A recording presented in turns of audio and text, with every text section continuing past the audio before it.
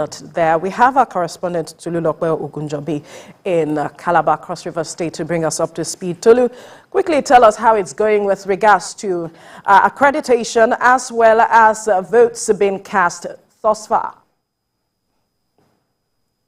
All right, yes, Veronica. Well, around Calabar metropolis here, voting started around about between 8:30 to 9 and past 9 in some cases.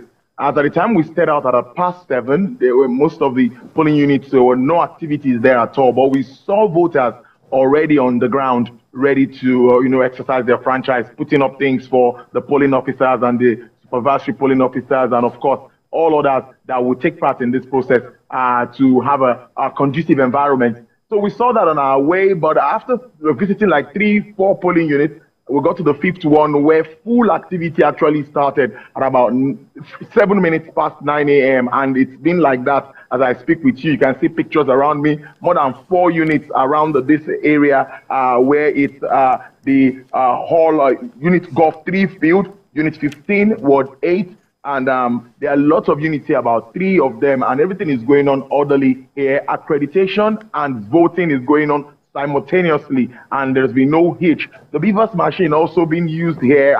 What I've seen, there's been no issues with it at all. Once you check your names on the list, your name is there, you go to the actual line you're supposed to be on, and once you get there, they check your facial, take your once they get a confirmation on the Beavers machine, you just go ahead and get the ballot paper and you cast your ballot. So it's been seamless here. Security presence is also commendable. As of yesterday, more than 6,500 policemen were deployed across the 18 local governments in Cross River State. We have 3,281 units across this state where voting is taking place as I speak with you, Veronica.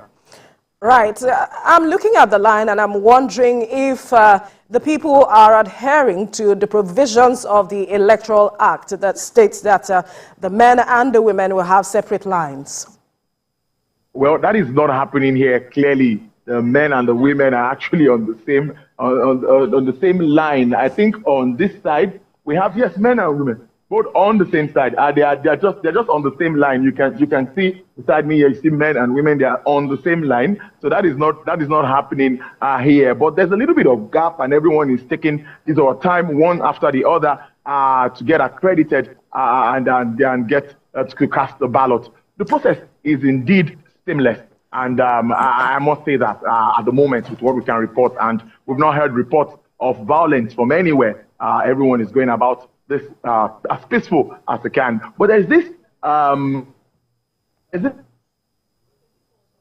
that we note across the board for everyone. Right. Reporter Tolu Ogunjobi speaking with us from across River State. Tolu, are you still there? Around this process. Right.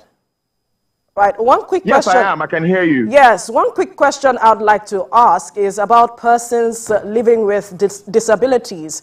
What has been the situation with them? Have you seen any being accredited? Yes. They have been attended to specially. You see, one of the security agencies, either from the Federal Road Safety or the National Civil Defense Corps, they will assist the person and get the person directly to the polling officer, where he will get cleared and he will get screened, and he or she would be allowed to vote. There was a case of an elderly man at a polling booth before I got to this spot. He had issues with his sight, and someone had to stay beside him for him to be able to vote. So some polling agents there got angry about that, thinking that maybe the man might not want to vote for a particular party, but it was later resolved, and they agreed that everyone was going to decide on whoever you want to vote for, and they made it better arranged than it was before. So I think around that, they are working towards it, and they are making sure that everything is going on orderly as planned. So those with challenges are also being attended to. All right, thank you, Tolu Lokwe, for that update. We'll definitely get back to you as events unfold. I will quickly take a break. When we return, we'll bring you the news update at the top of the hour.